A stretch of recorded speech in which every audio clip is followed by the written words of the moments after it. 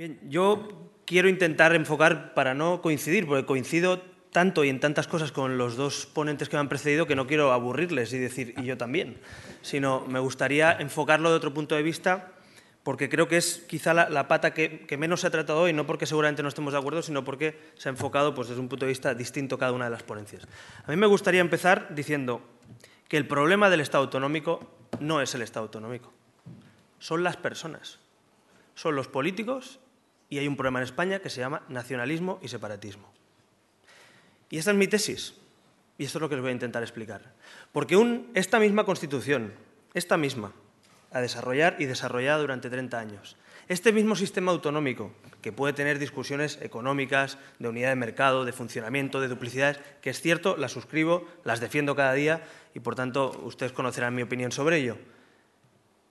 Con un principio básico en un Estado descentralizado que se llama lealtad institucional y con principios básicos constitucionales defendidos desde el Gobierno de España, que son la unión, la libertad, la igualdad y la solidaridad, hoy no estaríamos aquí hablando de esto, seguramente.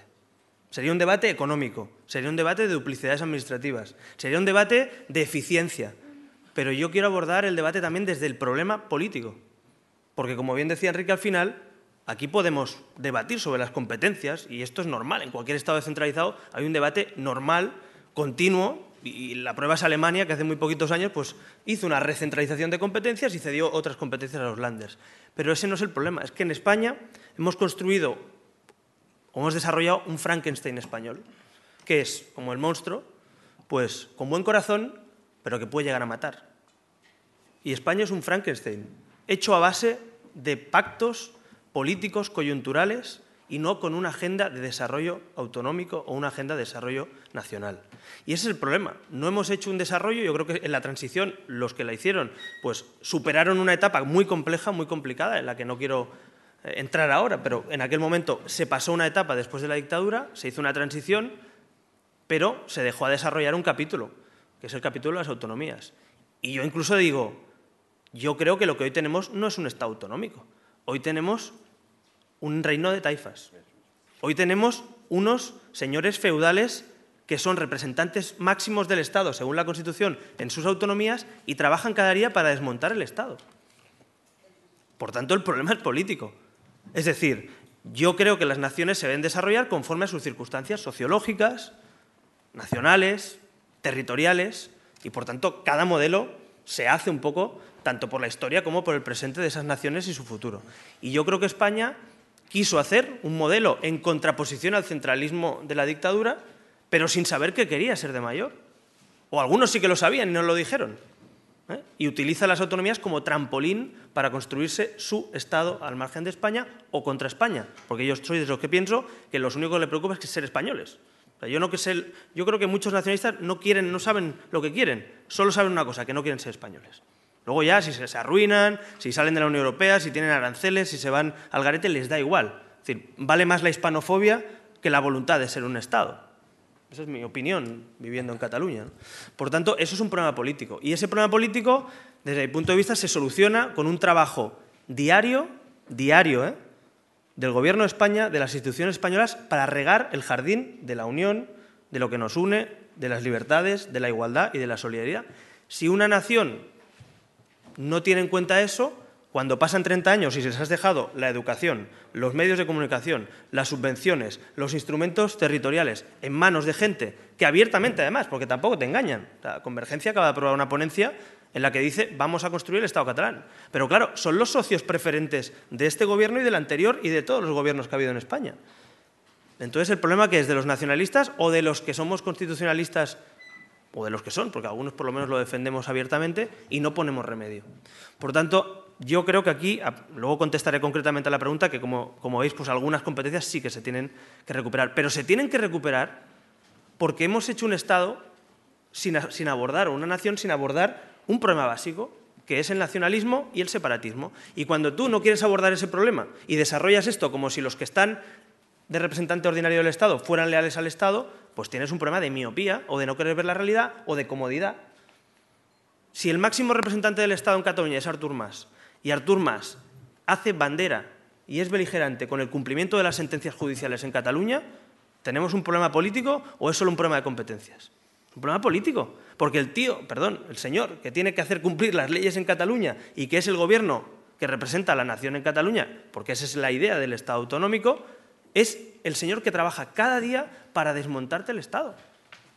Imagínense ustedes que tiene usted una sucursal, un mundo empresarial, y tiene un señor en la delegación de Cataluña que trabaja cada día para llevarse la cartera de clientes, para trabajar con la competencia, y te lo dice abiertamente. No, mi objetivo no es que usted venda y que esta empresa funcione. Mi objetivo es cargarme esta empresa.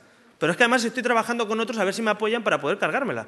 Entonces dices, bueno, ¿cuánto tarda ese señor en la delegación sucursal de esa empresa? Un cuarto de hora tarda, o menos. Pero aquí no, aquí es el socio preferente del gobierno de España. Entonces tenemos un problema. Es un problema político, de firmeza.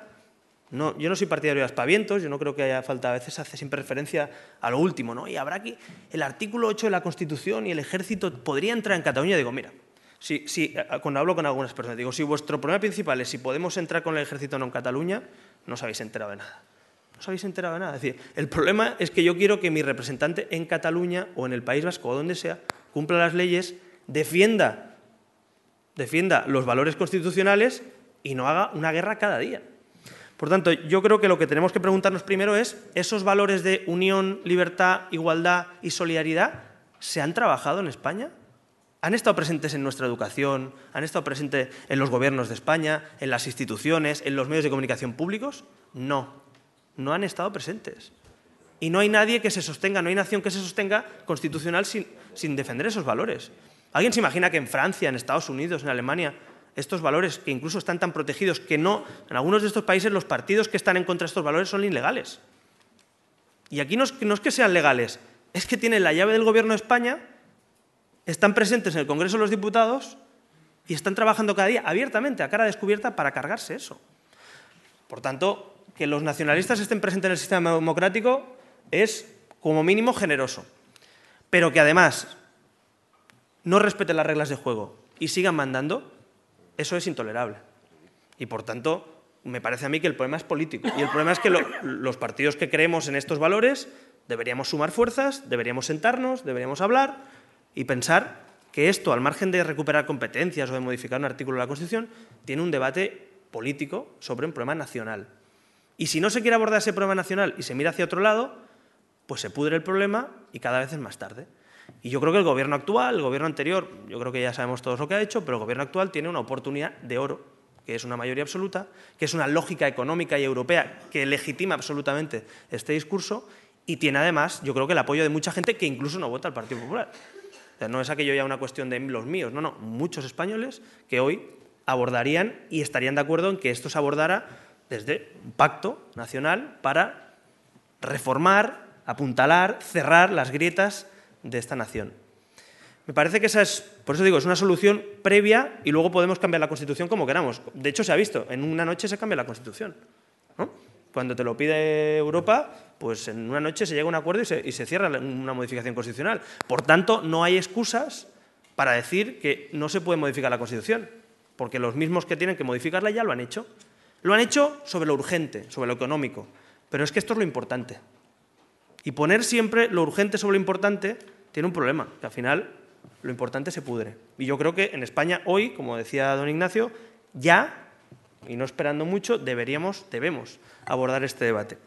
Por tanto, ese Frankenstein español tiene un sistema competencial que yo insisto, a mí me parece que no es solo ese problema, eso es consecuencia del problema político que tenemos y que no hemos querido abordar, que es integrar, como decías, intentar integrar, como decía antes Armando Miguel, a los nacionalistas dentro del sistema democrático y de la Constitución española. Bueno, pues si abiertamente te dice Artur Mas, Ibarretxes y compañía que el modelo autonómico está muerto y te hacen lo que dicen una transición nacional hacia la independencia, ¿eso no lo vamos a abordar?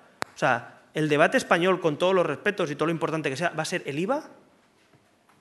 Claro que hay que hablar del IVA, pero mientras se habla del IVA, se habla de lo importante también. Y se pacta con quien haga falta para que eso se reforme. Por tanto, yo no creo que sea solo un debate de ese tipo. De hecho, los países federales tienen competencias descentralizadas, tienen niveles de autonomía importantes, pero cuando el valor de la unión, de las libertades, de la igualdad y de la solidaridad interterritorial y entre personas están garantizados, no generan esos problemas. Nadie se imagina un gobernador de Estados Unidos quemando la Constitución americana, ¿no? Bueno, pues aquí hemos tenido vicepresidentes autonómicos como Carod Rovira, que su partido se dedica al Día de la Constitución a quemar y enterrar constituciones.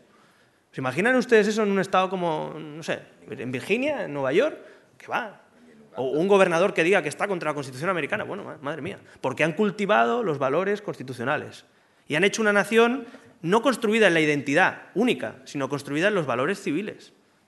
Y cualquier nación, y esto es teoría del derecho, pero es evidente, se sustenta en unos valores civiles. Y lo que aquí tiene a Luminosi son esos valores, porque no se han regado, no se han cuidado y ahora tenemos consecuencias. Había un debate estos días, que hablamos ayer cenando también y que se ha visto. En España cuesta mucho ver una bandera española en según qué actos, ¿no? O ves manifestaciones, otro día coincidía con Armando de Miguel en una tertulia, hablamos, ¿no?, de lo de los mineros, no hay ninguna bandera española.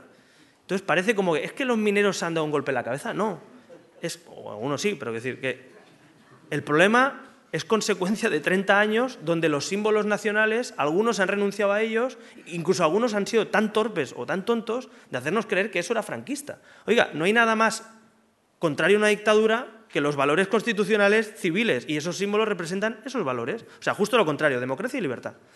Pero aquí algunos han renunciado a ellos y con la sombra alargada del franquismo y los complejos derivados, pues a los que hemos nacido incluso en democracia nos han hecho creer que eso es de extrema derecha, franquista y no sé qué. Oiga, estos son valores civiles que no duda el señor Hollande cuando sale y gana las elecciones en ponerlo. ¿Alguien puede pensar el Partido Socialista francés renunciando a los valores de libertad, igualdad, solidaridad o a la bandera francesa? No. Hoy es el día 14 de julio, efectivamente. Y yo, para provocar un poquito, alguna vez he dicho, me gustaría ser francés para ver en el frontispicio de las escuelas poner libertad, igualdad y fraternidad y la bandera francesa en las escuelas públicas. ¿Que son de extrema derecha los niños que van a los profesores allí? No, son una nación que tiene unos valores civiles consolidados, claros, y por tanto esas naciones tienen problemas, como ha dicho Enrique, pero los han solventado, los solventan regando el jardín de esos valores civiles. En definitiva, el Estado autonómico tiene que reformarse, el Estado autonómico tiene que racionalizarse. Esto que tenemos para mí no es un Estado autonómico, como yo lo entiendo, es un Estado, un reino de taifas, una fragmentación, un Estado fragmentado y no un Estado descentralizado, que no es lo mismo, y tiene que desarrollarse con el criterio básico y principal de servir a los ciudadanos y a la nación. O sea, no servir a las castas locales o a los pactos para que me presten no sé cuántos escaños, que es como se ha desarrollado este sistema. O sea, yo me pregunto, ¿esto es bueno para los ciudadanos o es malo? Y así desarrollo el Estado, sin dogmas. ¿Tiene sentido que las comunidades autónomas, como la mía, hayan pedido competencias en inmigración y estén haciendo la expedición de los permisos de inmigración para que les pidan el catalán como requisito de arraigo, como están haciendo?